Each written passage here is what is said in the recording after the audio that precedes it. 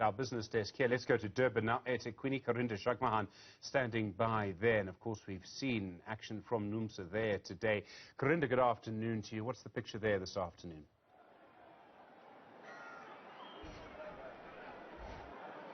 Indeed. Well, the memorandum of demands have been handed over. There were over 400 members that had gathered here today calling for that wage increase, 8% they say. Initially calling for 15%, like my colleague Kupano says, but now they've decreased that to 8%. Still, they say the demands are not being met. That's why they're here today. I'm joined by Basil Cele. He is one of the first deputy presidents for Numsa. Thank you for speaking to us, sir.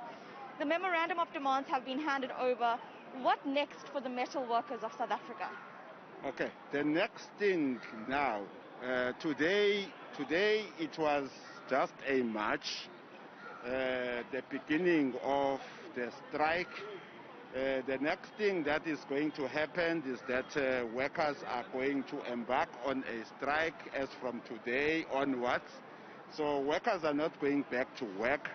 They are going to assemble next to their gate, at their gate, as from tomorrow onwards, up until our demands are met. So that is what is going to happen. We're not going back to work. We're going to assemble outside the gate up until our demands are met. We want 8%, and we want the second year, we want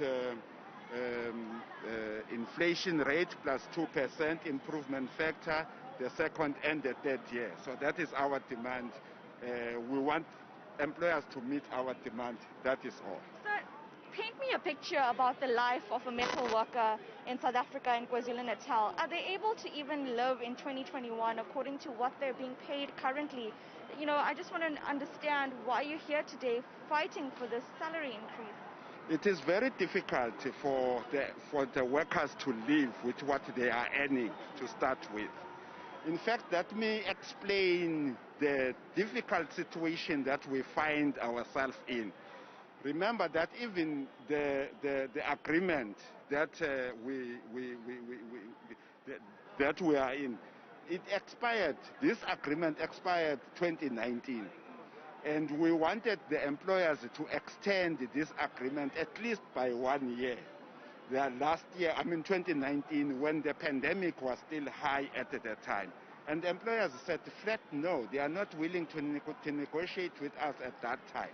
And they forced us to take a cut 2019. We accepted that. We accepted that cut. We didn't get an increase 2019. They want us to they want us to take another cut again this year.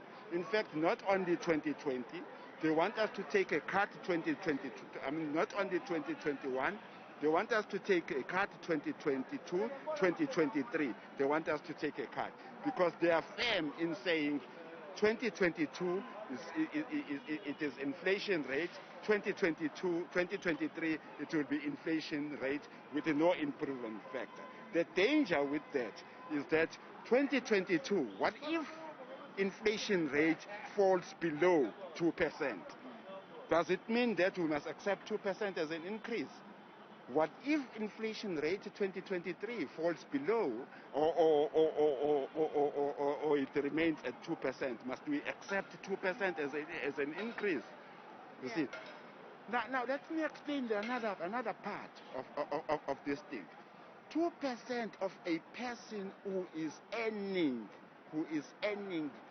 40,000 rand per annum is not the same as 2% or 4% of a person who is earning 3 million rand per annum.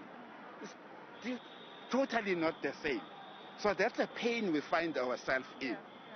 So it's you're speaking about the fact that there's not equality currently in the earning space. So very quickly, if this is not met, if demands are not met, of course there's concern over economic output, the crisis in the industry, what could happen there for the companies, and then also workers want their salary increases. You have been in the organization for years now. What do you think is going to happen at the end of the day? Very quickly, sir. We know that, employers have got that tendency of saying economy is down, economy is down. But we think they hide behind that. Economy is down only when we want our increase. But when they want increase, economy is not down. Only when it comes to us, economy is bad. So we can't accept that. We can't keep on accepting something like that. They must see for us as well. We are workers. They must also take care of us. Thank you for speaking to Mr. Basil Cele. He is one of the first deputy presidents for Numsa, of course, been in this organization for several years. And speaking on his experience, he says that they will continue striking until their salary dispute, their negotiations are fruitful. Of course, that 8% salary increase and that is what they're demanding for this year, and then over the next year a 2% increase along with CPI, which refers to inflation according to the cost of living. The workers say they cannot manage right now with the current inflation as it stands. Karinda Jagmohan, thanks very much indeed. An indication when you look at what people are saying of how difficult the economy is, how difficult it is for people with jobs just to make a living at the moment, and I suppose how difficult it is to run companies at the tail end of this pandemic as well.